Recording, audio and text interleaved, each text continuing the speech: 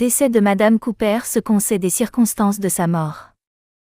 L'on apprend que la famille de la TikTokeuse a déposé une plainte à la police judiciaire de Douala.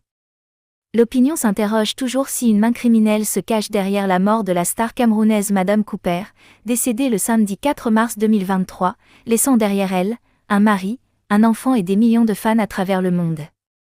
Selon Cameroun Actu, la famille de celle-ci a déposé une plainte à la police judiciaire de Douala, c'est à Bonanjo. L'on sait par exemple que le fils de Madame Cooper est un fruit d'une première relation qui n'avait pas marché.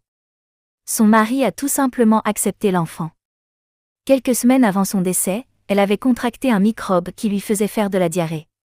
Après un traitement à l'hôpital, elle s'était rétablie.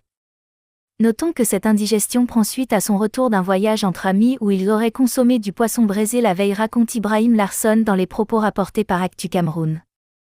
Ce dernier informe par ailleurs que le week-end avant sa disparition, elle avait reçu la réunion chez elle. Qui dit réception, dit repas, et ce serait chez elle que l'intoxication a eu lieu car sa ménagère est introuvable depuis sa disparition. Son meilleur pote avec qui elle marchait a été interpellé par les autorités. Après une fouille minutieuse de son téléphone, ils n'ont rien trouvé mais continuent de garder un œil sur lui.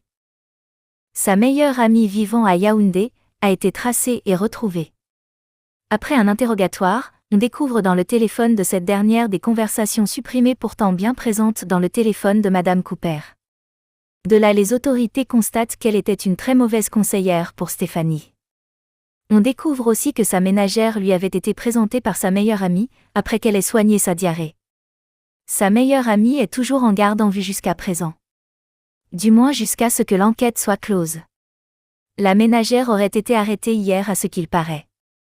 Madame Cooper était le nom d'emprunt à un personnage télé depuis son enfance, qui était très responsable, charitable et aimable comme elle, conclut Ibrahim Larsson.